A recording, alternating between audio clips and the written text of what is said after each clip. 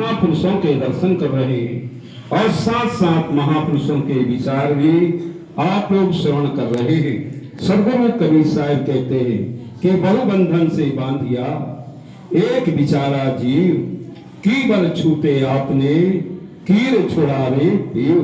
सदगुरु कबीर साहब कहते हैं यह जीव अनेक प्रकार के बंधनों में बंधा हुआ है, अनेक प्रकार की मान्यताओं में जकड़ा हुआ है, और जब तक मानव सत्संग में नहीं जाता है तब तक मानव के जीवन में उत्थान नहीं होता है।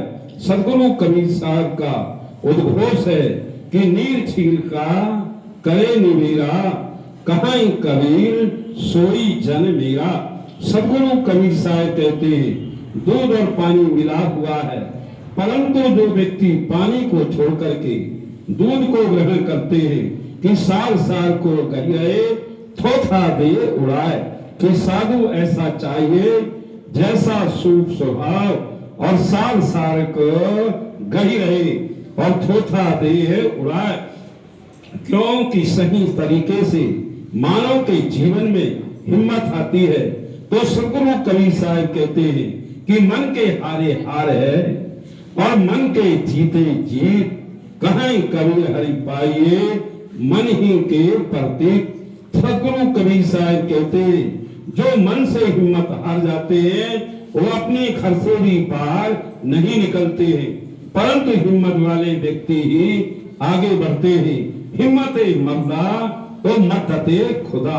क्योंकि इंसान हिम्मत बनाता है तो उसकी सहायता के लिए दूसरा व्यक्ति भी खड़ा हो जाता है कि हिम्मत ना हारिए, साहेब ना विसारिए, हंसते मुस्कुराते हुए जिंदगी गुजारिए।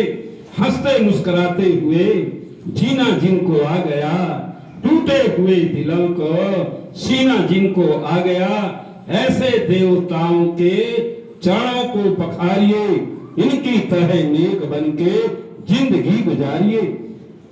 काम ऐसा कीजिए जिससे हो सबका भला, काम ऐसा कीजिए जिससे हो सबका भला, बातें ऐसी कीजिए जिसमें हो अमृत भरा, मीठी वाणी बोल सबको प्रेम से पुकारिए, कड़वे बोल बोल कर जिंदगी ना गुजारिए।